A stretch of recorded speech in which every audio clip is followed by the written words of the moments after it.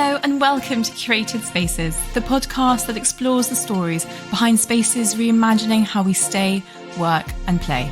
Join me, Molly Cooper, as I sit down with founders, owners and thought leaders to hear about their journey of bringing a space to life. Great spaces shape our lives. They inspire, nurture and connect us. But most importantly, they bring us together to share life's milestones with the people who mean the most to us. So whether you're a traveller, foodie or design seeker, join us as we celebrate the power of spaces and the brilliant people behind them.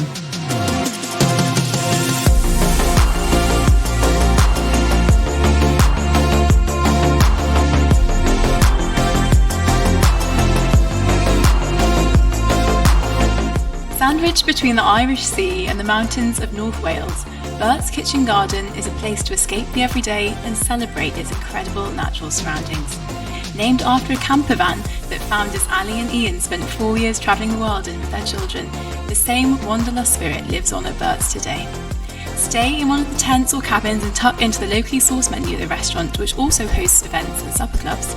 And I can't wait to hear all about this space. I'm delighted to welcome Ali to the podcast. Such a pleasure to have you here today. How are you doing? Hi Molly, thank you so much for having me. I'm really happy to be here. Excellent. And you've survived your busy summer season. We have come out of yet another season slightly unscathed, which is great. Just hit that pause button, have a little break. Yeah, take a big exhale, big deep breath and recharge our own batteries a little bit. Lovely. And what a spot to recharge those batteries. Do you know what? It's absolutely amazing seeing the seasons change somewhere like that. We're very, very lucky. Oh, and I can't wait to hear more about it. But let's start first off with you, because you have this incredible backstory, which I'd love to hear a bit about. So yeah, tell me about life. Oh, it's making me smile hearing you describe Bert the campervan bus again. So we have a lot of fond memories of Bert. But yeah, my background's always been in hospitality. So I've worked in the industry for 20 plus years. And we had this kind of wild, actually, do you know what it was? We had a huge row. My husband and I, a number of years ago, when our youngest were, our eldest now were 5 and 3 at the time. And we were living in London and in the middle of kind of working out what next steps were. And I was home with the kids a lot and my husband was working full time. And we had this real moment where we realised that we weren't happy. We hadn't checked in. We've been together a long time and we hadn't really checked in. And, life just plods on and gets in the way and you get kind of sucked into what's next. And we, within a couple of weeks of having this row, we'd rented out our house to 4 coaches from London Irish. Looking back at it, maybe wasn't. They were incredible tenants, actually, but chaos. I'm sure they had a lot of fun. And we gave away nearly all our things. And my husband quit his job, and we pulled our kids out of school, and we started traveling full time as a family. Oh my God! And it was the best thing we ever did. Moments of complete joy and moments of. I remember. I think we were somewhere near Yellowstone, and I can picture myself locked in the bathroom on the floor sobbing, going, what are we doing? It was this kind of, so it wasn't a fix-all for life, but there were more good days than bad, and we were together and we were happy on the whole. And we got pregnant with our 3rd while we were traveling around, and suddenly realised that we needed to slow down a little bit. Mm-hmm. So instead of being too smart, we bought a old community bus and decided to move into that when Darcy was 6 weeks old. So she dangled from a little hammock from the ceiling, which was hysterical. Oh, I think it's the kind of thing you only do when you're sort of 3rd child in. Yeah. And we travelled around in Bert for a good number of years. Wow. Before needing to stay still. What an amazing story. And how did you decide where to go? Did you have a route in your head, or did you just So I have a route and planned out. My husband thought it was great to kind of wing it. And so we would try and wing it, and then he'd turn around and go, okay, what's the plan? It was, we muddled our way through. There was a bit of both. Luckily, I think we sort of balanced each other out fairly well.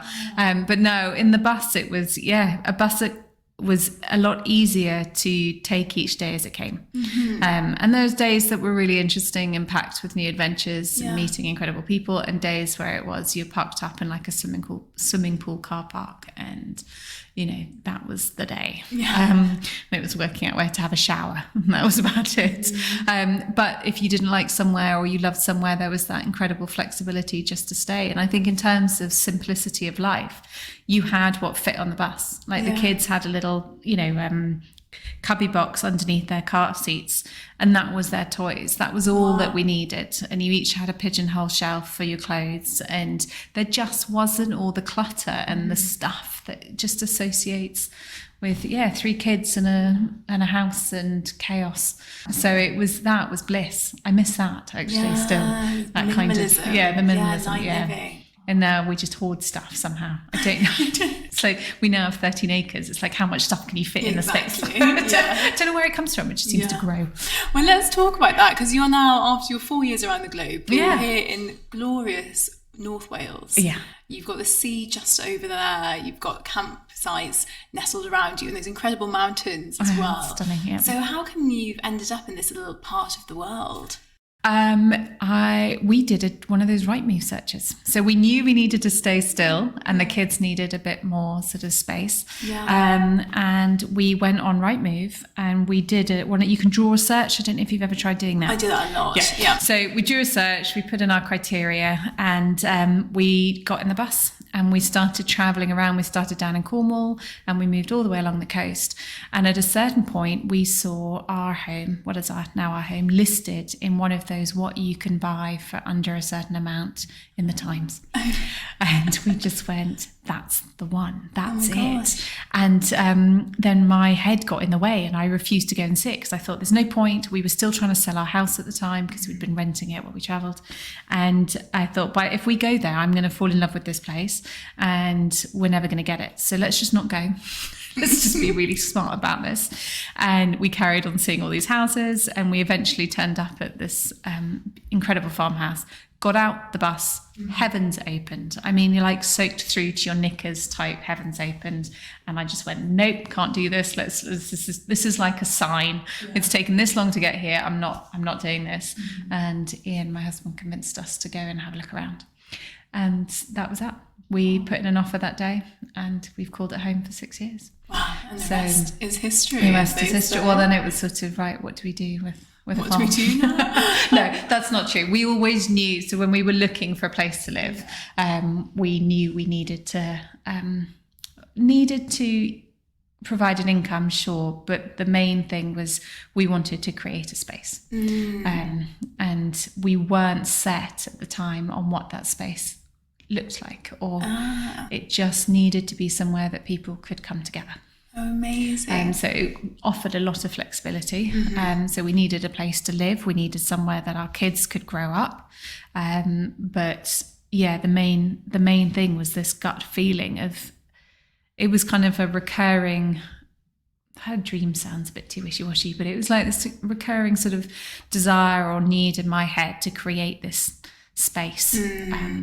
And yeah, never been quite sure what it was going to look like. And I still don't. It changes all the time. Oh, I love that you left it so open-ended and you could just be really inspired by the place and the space itself and sort of see what was already there and what you could bring to the community in the local area. Well, this is it. I think it's incredibly presumptuous. I mean, we can have these incredibly good ideas and go, yes, absolutely, this is what I want to do. But people are incredible. And they each year we have a campsite.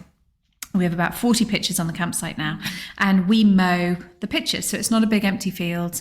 The pitches, as you'll see, they're mowed within the long grass and the wildflowers and stuff. And so you've got these spaces carved out. And we'll put in paths that connect everything. And you'll go through the summer and people form their own paths. And, sometimes it's very frustrating because they're trampling through grass and stuff. But actually, if they do it enough times, we look back at the end of the summer and go, where are these new paths being created? Because that's how the people want to use the space. And then it's kind of reacting to, okay, we're going to put a new path here, or this pitch isn't quite working, and it's just listening to the land and to how people are using it. But that's taken across the board through the rest of the business. And we build very deliberately with flexible materials. So whether it's pallets or hay bales at times, or sleepers, so you literally can. And this winter, just as we closed, there was a vegetable bed that I kept on tripping over all summer in the restaurant. It was just always in the wrong place. It was like, right, come on, before we bed it down, we need to move it. So it kind of makes a big difference to be able to just pick it up and move it out the way. So I'd love to hear a bit about how you find this little corner of Wales. You see the space, it grabs your heart. What was it about the local area that really made you think that there was scope here to build the space that you wanted to build? And it was breathtaking. We literally are sandwiched between these exceptional hills and the sea. And the space itself, the lady that we bought the land from, her husband had died many years ago, and it had been untouched, really left alone. So it hadn't been heavily farmed. The paddocks and the fields were, just abundant with wildlife, and it was a blank canvas. And we'd made a deal that we either had to have a house that needed minimal work. I mean, it's in the end required a lot of work, but we could live in it very happily. And a business to grow, or a business that already existed, and a house that needed building. But having been in a bus as much as I loved it, it was one or the other. So that helped with the criteria. That kind of narrowed things down a little bit. But I think, really the home, when we went into the house, it was a home, not a house. And there's this bay window in our kitchen, and the 3 children, who were a year, 5 and 7 at the time, I think, just all sat on the window of this bay, as if they'd already lived there. And we both kind of looked at the kids and each other and just went, no, this is it. This is where we're raising our kids. And we wandered around looking at it as a business space. And Ian turned to me and went, can you make this work? And I went, absolutely.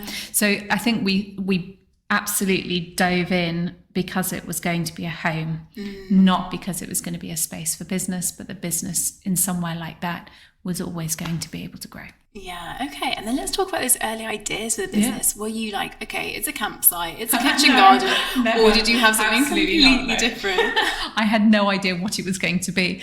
Where definitely somewhere that people could come and stay, but a campsite ended up by default. So it was, there was never a campsite. I've never worked in a campsite before opening one. Stayed in plenty while traveling. So we had a good understanding of what a good campsite looked like, or the kind of campsite we wanted to do. But no, we started trying to look at cabins straight away. We're in an area of natural outstanding beauty, so there are limitations on what we can do and how respectful we need to be to our landscape. And as we went through various planning stages, it became clear that we needed a really soft touch. And a campsite does that. It does. So we built a barn, an agricultural barn, put an incredible red tractor in it, which I still can't work out how to use. It's great. Kids play on it all the time. Fantastic. It's the best thing in the world. And we kind of just mowed 15 pitches into the overgrown garden space and went, let's figure this out. And that was year 1. Wow. So there was no food to begin with. It was just purely camping.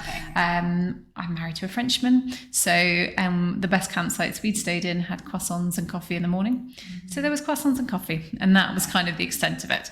And the croissants we started serving in the bus, and the bus became the kitchen and a cafe. And we really didn't feel it was right for the bus to be guest accommodation. It's also an old bus. It wasn't easy to convert into guest accommodation, and it was such an important part of our journey to this point that it felt like it needed to provide more of a central hub. So customers would come on the bus in the morning and they would help themselves to croissants and coffee, and it really became the central point of our site. So we parked up Bert in the centre of what is now the kitchen gardens, and that's how it became Bert's Kitchen Garden. Oh, I love it. So it was a kind of it needed something. It needed a focus. And we kind of looked at the campsite, and the campsite was an addition to the space. But I think the original idea was, if we built this barn and we built somewhere people could gather, then everything else would just feed off it. Yeah. And that's all, it's stayed the same. That's where we do our supper clubs now. That's where people get together and share things and have experiences. And then the campsite's kind of organically grown as we started exploring more and more of the land. Okay. So year one, it's just a campsite. Year one's just a campsite with a few croissants. With a few croissants. And then we started doing feast nights. So we would do one vegetarian meal, predominantly from what we were growing in the kitchen gardens. Half the time it would be made up on in the house on my Arga, and then like we'd be kind of roping it. I remember one year we had an oven break down and we had guests coming up to the house and they were helping us carry down the food that they'd paid to eat down into the barn. But it was brilliant. And actually one year with the weather was so bad, it was like most of the campers had just gone, we're bailing, we're not coming. But some hardy few stayed on, and I felt so awful that, I mean, they were blown away, literally. We ended up having all the kids that were there, must have been about 20 odd kids in the living room watching a movie in our house. These are camping guests, and all the grown-ups in our kitchen, and we just had a big meal, and everyone sort of hid from the weather, and it died down, and everyone went back out to their campsite. So, now as the business has grown, we have to be a little bit more mindful of where our home life and the business blends together, because we need that space. We need to be able to step away. And now these days, when we're at capacity, there's maybe about 150 people on site. Wow. So, they can't all fit in my kitchen anymore. But there is those bad nights where I lie there going, okay, so if it gets really bad and the weather gets worse, where am I going to put all these people? Because there is still a sense of responsibility that this is our home and they are our guests here. Yeah. And now, of course, you've got the cabins as well. Yes, they're a very new addition. We first built the piggery, which was always there. We just renovated an existing structure. It's a lot more glamorous than it sounds. It's a phenomenal space. And we started to notice a trend much more towards multi-generational trips. So we have grandparents or parents sleeping in the piggery, and kids and the younger generation sleeping in tents. And it kind of started to make sense that actually we needed to look at other spaces.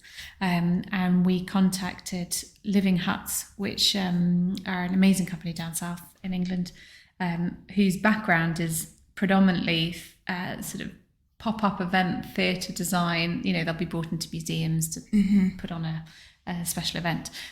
So they're set designers. And with the planning, we needed a movable temporary structure. Shepherd's huts are tick the box. But I was very nervous about anything too Laura Ashley. So we went and we said, look, I need a shepherd's hut. Fair amount of free reign to design this space, but please think more Peaky Blinders.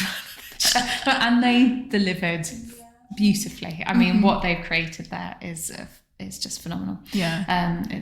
So we have 3 of those now, 1 family hut and 2 couples, maybe with a cot. I love that. So taking a bit of Brom to Northern Wales. Yeah, I know, it's great. And we are in an industrial landscape, and we mustn't forget that. It is breathtaking and it's very wild, but our land was where, and the history of our land was all to do with the quarry in the village.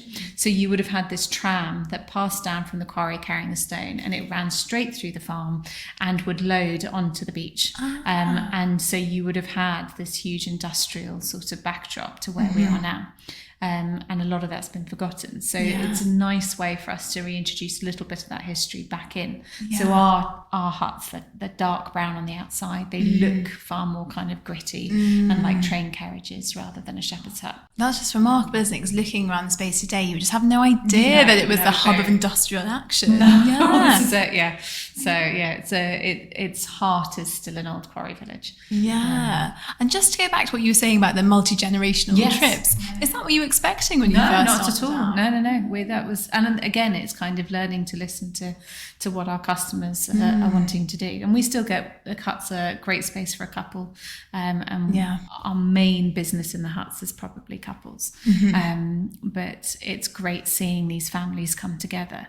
And so much of it is built on holidays that I've taken as a kid. So, we are I was so lucky growing up and had my favourite place was a place called Cliffside in Nantucket, just off the coast of Boston. And my mum's American, and we spent an awful lot of time over there.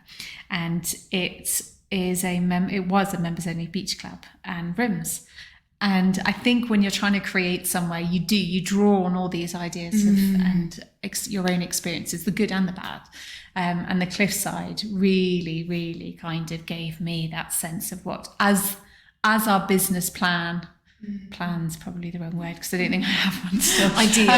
As the business ideas unfolded and we began to kind of explore it, I think having had that experience at Cliffside is what really gave us the foundation to create Bert's, because it's beautiful sandy beaches. It's not, we have the wilds of Wales, it's a little different.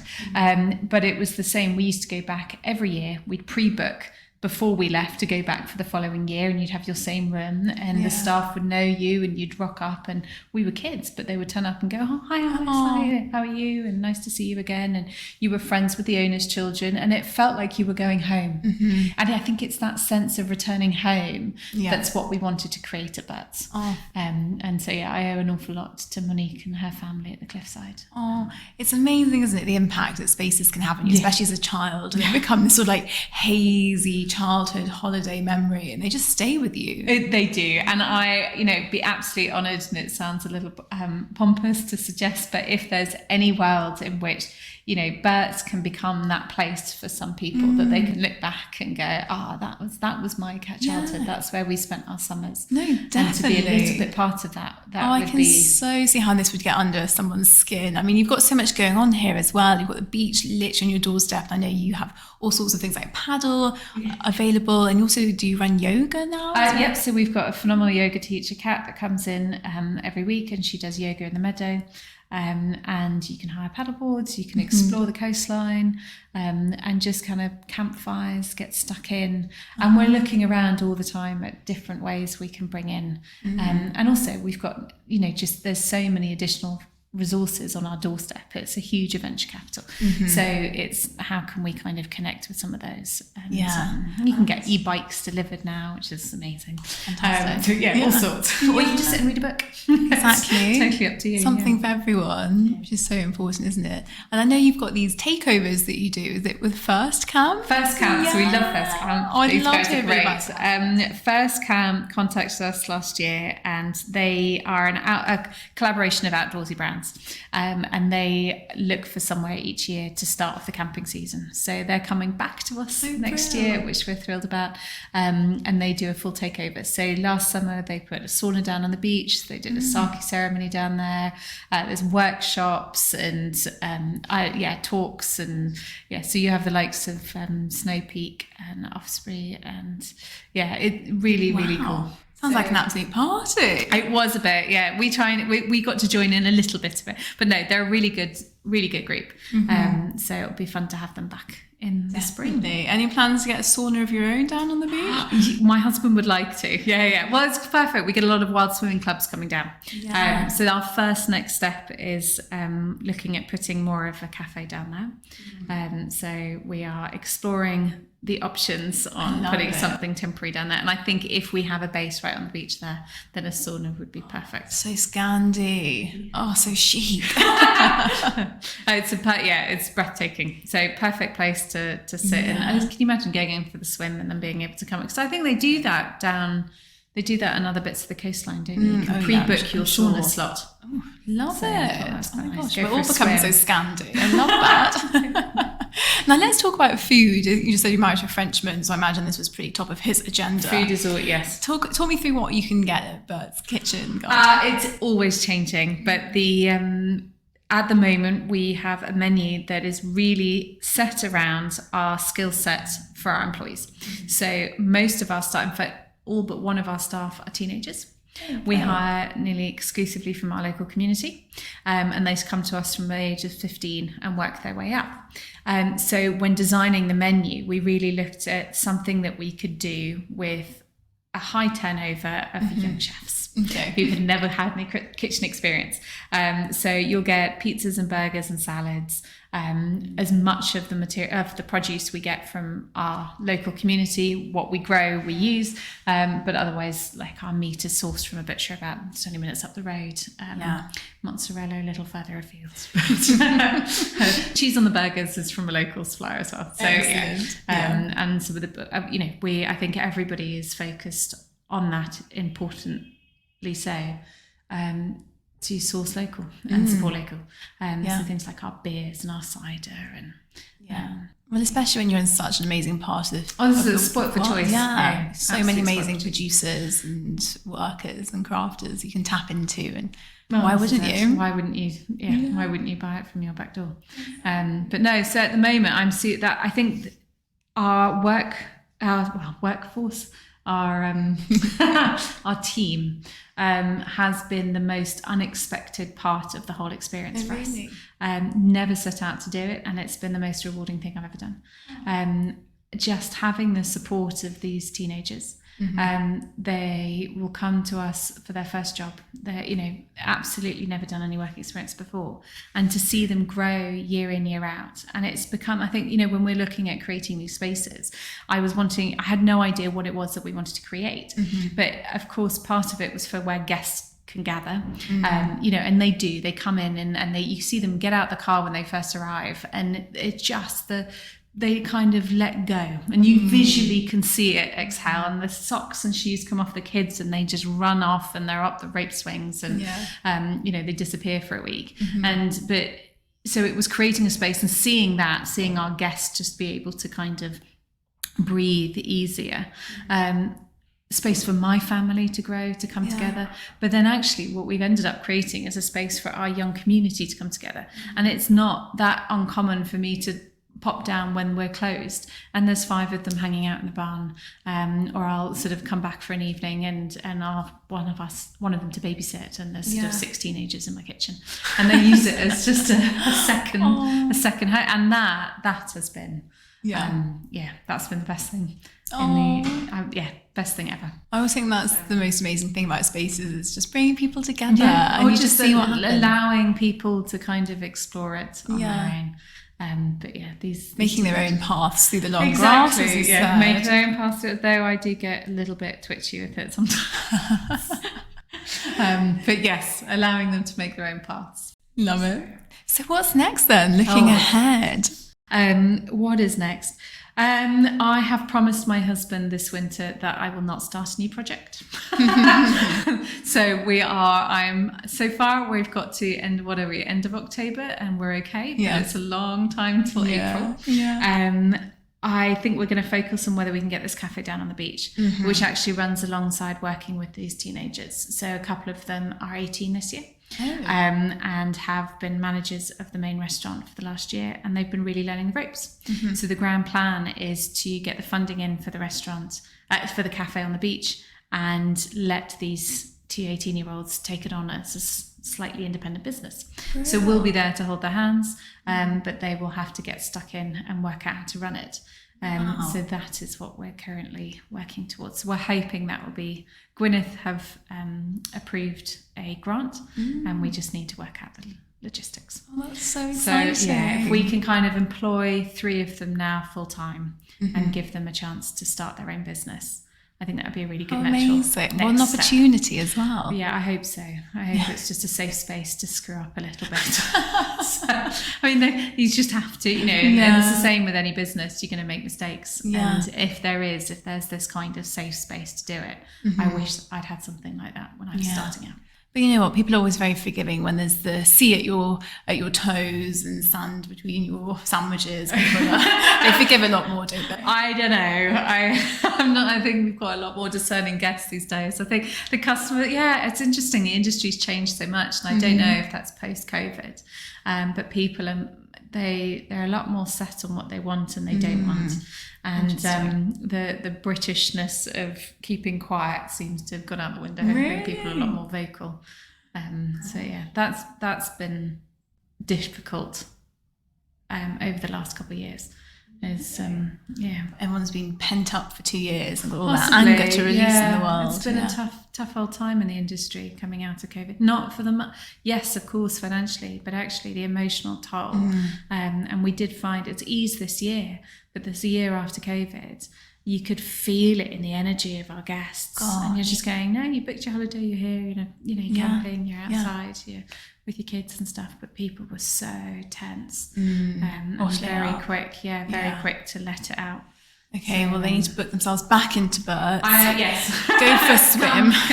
Go for that dip. Maybe we'll stick a soda down there, chill out and relax a little bit more. But no, it's, we've been at it now 5-6 years with the space, and actually the amount of returning guests, and we see these, and the kids are growing up and you see them coming back year after year, and they're beginning to feel a lot more like family. In fact, a couple of our closest friends now we met as guests. So it's amazing. Been quite something. Well, it's been such a pleasure chatting. And you, Molly. Before we do go, of course, I have a game of dream spaces to play with you. Bring it on. So I'm going to ask you 3 questions. You imagine you've cashed that winning lottery check, so money's of no object here, and you let me know what space comes to mind for you. Okay. So number 1, where are you running away to disconnect, to detox, get away from it all? So my go-to is always going to either be the cliffside, which still exists. So money no object, which you would have to be to go back there anytime soon. I would be booking myself in for most of the summer at the cliffside. Fantastic. And just I think it's that sense of familiarity, and it's also wonderfully indulgent. But closer to home, if I'm having a really tough time, I will go and hide at the Bingham. So it's quiet and a little retreat. It's a retreat. I don't have to make too many decisions, and I think when you work in the industry and you're used to having to make everything else special for someone else, when you can be pampered a little bit, switch off your phone, run a bath, have a nice glass of wine, and let someone else take care of it. It just doesn't get better than that. Excellent. Well, 2 very good choices there. Next one, your ultimate birthday party. Where are you hosting it? Where am I hosting us? Do you know what? This is a big one because we're having to plan it for next year. I've got a big birthday coming up. I am so torn between, I don't know if I want a party. I'm not that kind of, it's really tricky when you're in this industry, for me to have a party and be able to switch off. It's really hard. Yeah. Otherwise, I'm a bit of a control freak as well, so I'd just be meddling all the time. Do you know what? River Cafe, table of 8. Yeah, closest friends. Lovely. Love that. Yeah. Excellent choice. No big party, just a really in bed by 10. dinner. Yeah, pretty much. No, push the boat out a little bit for a birthday. Yeah. No, really nice meal rather than a party with a small, perfect group. Lovely. I like that. Great answer. Finally, your once in a lifetime, although you kind of did this already, I feel. Once in a lifetime bucket list trip. Where are you going? And are you staying? And you are special. Where am I going? More train travel. We've done a little bit of it, but I loved it. So I would try and tick off as many epic train journeys as I could. That's cool. You got any ones in particular you've got your eye on? So we probably across India. Wow. Yeah, we did one really good one going from east to west coast of Canada, and we did that with the kids, and that was really good. But India, and I've never been to India. So there we go. We never made it out there. Gosh, a train journey through India. Yeah, amazing. I think that would be something quite special. Yes, very special. Well, 3 very good answers there. Well done, very well played. And thank you so much for talking to me today. It's been such a pleasure. You are so welcome. It's been an absolute honour to be here. Thank you, Molly.